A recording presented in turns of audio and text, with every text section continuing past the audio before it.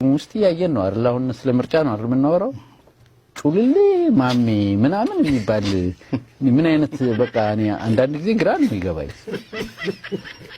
እና ሰው አገር መቀለጃ ከማድረጉ የተነሳ አሁን በቅርብ አንድ ወዳጅን በጣም ጠፍቶ ነገር የእውነት ነው ግን እውነት ነው ጩልሌ ምናምን ሰጥቷል። ኦኤምኤን በሚዲያ ላይ አቅርቦ ሰውየው ከምርጫ ቦርድ ፈቃድ ማግኘቱን እኔ እኮ አገር አበደች ብሎ ዝም ብዬ አይደለም እኮ እና በጣም አስገራሚ ነገር ነው። እና አንዱን አሁን በቅርብ አግኝቼው ኢትዮጵያ ልሄድ ነው ምናምን አለኝና ምን አለ ምናምን ቆይቷል ካገኘሁትና አንድ ፓርቲ አቋቁም ያለው ምናምን አለኝ።